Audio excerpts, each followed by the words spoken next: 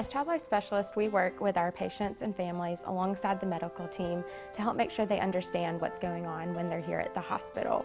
As soon as a child walks through the hospital, whether it's the emergency department or in an outpatient clinic area or being admitted, their experience of the hospital starts there. And we really want to minimize the fear and stress that can come with the hospital. We want to promote coping through therapeutic play, medical play, procedure teachings, diagnosis teachings, really to help their understanding and help them cope with the hospital. There's a lot of new things in the hospital to them. So as child life specialists, we teach them about each thing that they're going to see, that they're going to experience while they're here at their developmental level so they can better understand and cope. Also, when children come to the hospital, we want to be able to have some fun, and we have different things they can do and activities such as games and arts and crafts. We work together to put on events throughout the year for the patients, and it helps them take their mind off what's going on and help them to better cope. You know, children play, that's what they do every day, and so we want to make sure that happens while they're in the hospital as well.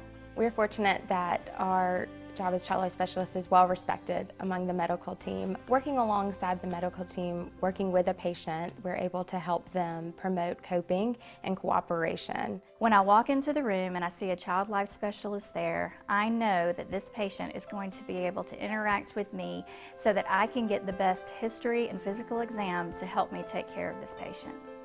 Especially when we have a procedure that we need to do, the child life specialist can prepare the child so that they are prepared for what I'm going to be asking and doing so that we can do our job better and sometimes faster too, so that, that alleviates some of that anxiety with that patient. We do know from research that if anxiety isn't addressed early, it will escalate over time. So it is very important from a quality of life perspective, from a long-term perspective, that we really have child life specialists readily available to work with our children and their families. In my capacity as director of the Hope and Cope program, and I've been doing this for several years, I can't imagine my family support team without the child life specialists.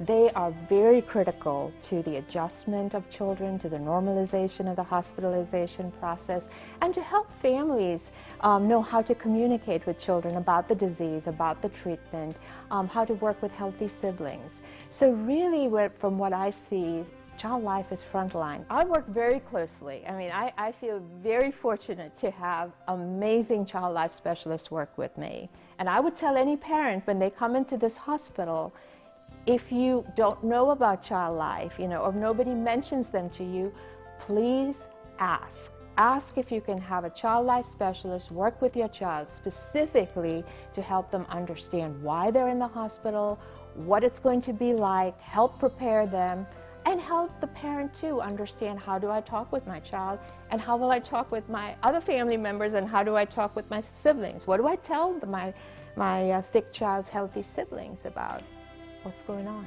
How do you place value on quality of life or improving things for a child and decreasing distress for a child and their family when they enter the hospital? And keeping that in mind, I really strongly support that we have more child life specialists readily available to work with our children and families.